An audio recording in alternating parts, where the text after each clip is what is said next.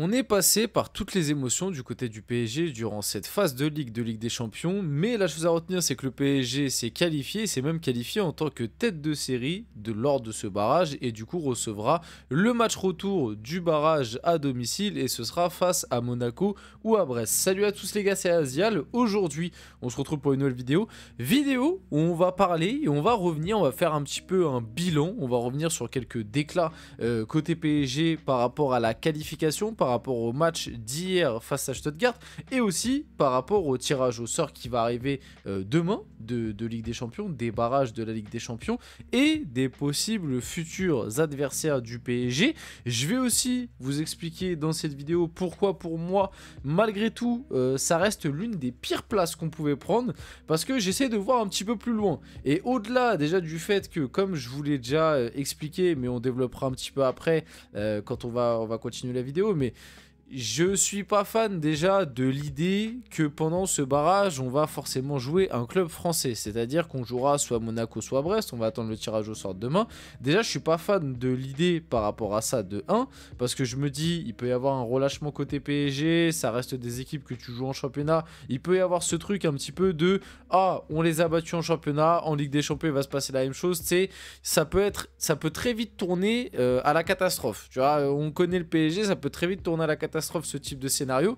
Et même si tu vois un peu plus loin, on le voit qu'après, si jamais le PSG passe ce barrage, en huitième de finale, tu affronteras soit le Barça, soit Liverpool, qui, on va pas se mentir, c'est le pire tirage possible, puisqu'à l'heure actuelle, c'est les deux meilleures équipes du monde, en tout cas les deux équipes les plus en forme depuis le début de la saison. Donc on va voir tout ça dans cette vidéo, ça va être une vidéo assez intéressante. Avant que la vidéo commence, n'hésitez pas à liker, commenter, partager et vous abonner, ça fait toujours plaisir, ça aide pour le développement de la chaîne.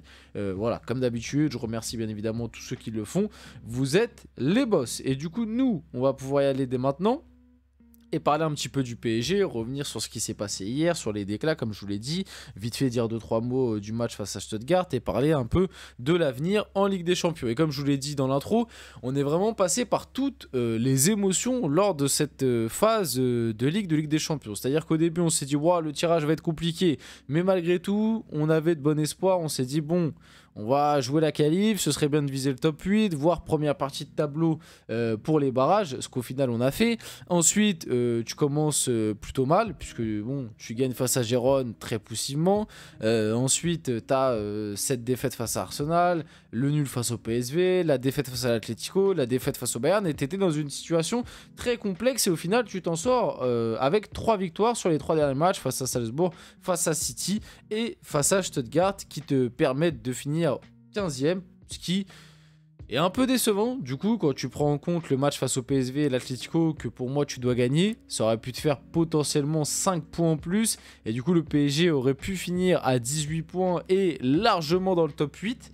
Donc par rapport à ça, j'ai un peu de regret, mais bon, on va dire qu'on a quand même limité la casse, notamment par rapport à au nombre de points qu'on avait avant le match face à Salzbourg. On rappelle, hein, avant le match face à Salzbourg, il restait 3 matchs, t'avais 4 points. T'étais en très très grande difficulté et vraiment on était stressé rien que pour être dans les 24, ce qui était quand même très inquiétant.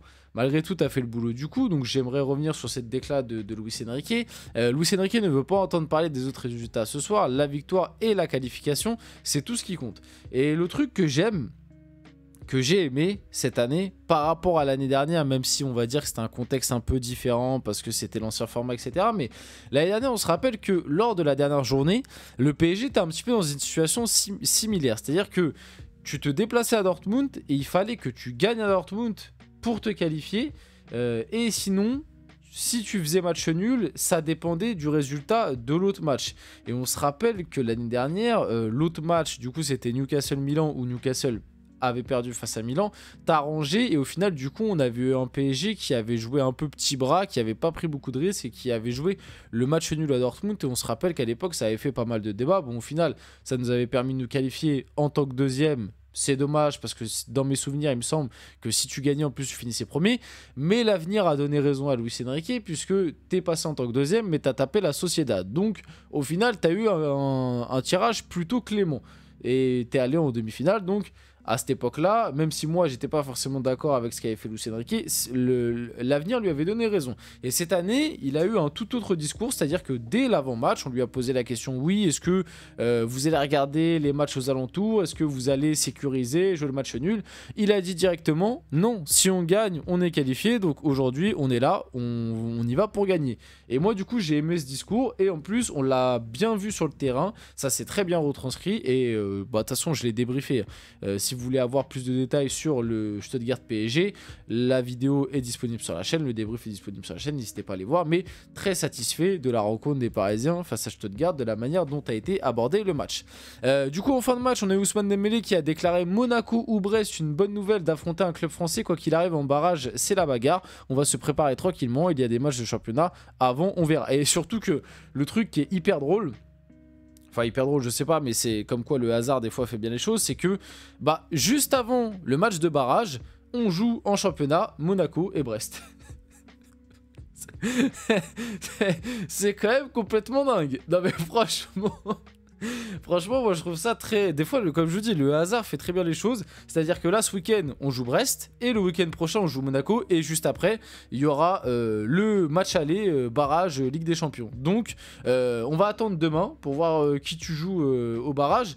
Si je dois donner mon avis, pour moi, comme je vous l'ai dit, je suis pas fan. Je suis vraiment pas fan d'affronter un club français. Je suis vraiment pas fan d'affronter Monaco et Brest. D'ailleurs, on leur passe quand même la dédicace. Bon, plus à Brest qu'à Monaco. Monaco, au final, c'est un peu décevant. Quand tu vois le début de parcours qu'ils avaient fait en Ligue des Champions, tu pouvais t'attendre à une meilleure place.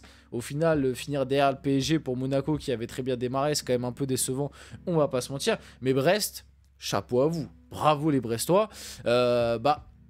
Je pense que tous les Parisiens ont envie de dire que Brest, c'est plus intéressant à taper en Ligue des Champions.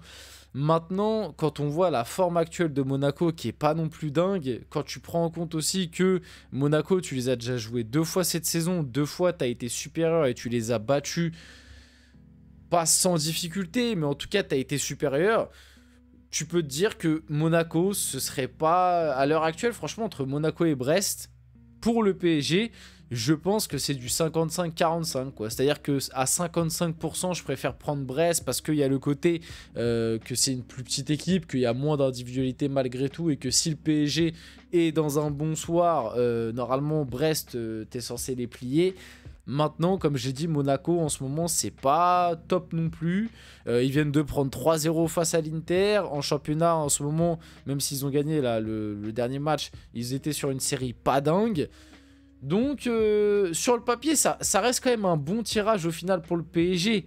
Mais le côté affronter un club français, que tu affrontes le reste de la saison, où tu peux avoir ce petit relâchement mental et tout, moi personnellement, ça m'inquiète. Et en plus, on va le voir juste après, mais en 8ème, le tirage te fait pas de cadeau. Par contre, donc ouais, je préférerais prendre Brest, mais ça se joue vraiment à pas grand chose. Honnêtement, je pense que c'est kiff-kiff, quoi. Et je pense que faut pas se méprendre et que le PSG devra être vraiment à 100% sur ce barrage, parce que si tu sous-estimes un petit peu Brest ou Monaco parce que tu vas te dire que on les joue en Ligue 1, on les tape en Ligue 1, donc ça va passer.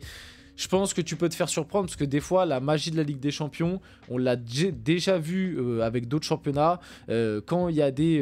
tu vois, en PL, moi je me rappelle notamment quand City tabassait la PL en 2018-2019, ça tombait sur Liverpool, ça tombait sur Tottenham en Ligue des Champions, City se faisait fracasser. Enfin, fracasser, c'est un gros mot, mais en tout cas, City ne passait pas face à Liverpool et face à Tottenham, alors que quand il les affrontait en PL, City déroulait. Donc... attention, Pierre Lesmelou a déclaré « On peut jouer contre qui ?»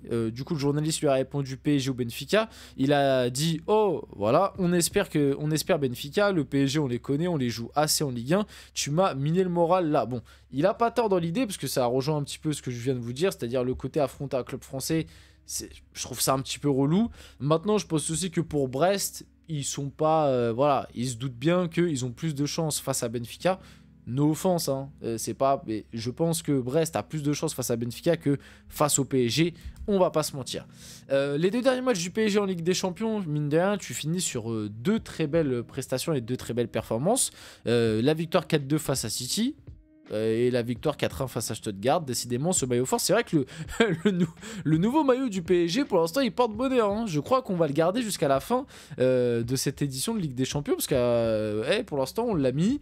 Remontada face à City, tu mets 4 buts. 4 buts face à Stuttgart, tu les as écrasés. 8 buts en 2 matchs. Magnifique, franchement magnifique.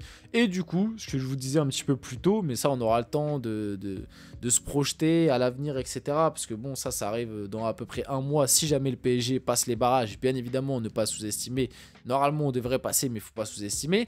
Le Barça, du coup, pourrait retrouver le PSG en 8ème de finale de Ligue des Champions. Lamine Yamal pourrait enfin prendre sa revanche. Et du coup, on pourrait aussi taper Liverpool à voir en fonction du tirage. En tout cas, le 8ème va être très bourbier. On finit la vidéo là-dessus. J'espère que cette vidéo vous a plu. Si c'est le cas, n'hésitez pas à liker, commenter, partager et vous abonner. Les gars, c'était Azial. On se retrouve très rapidement pour une prochaine vidéo.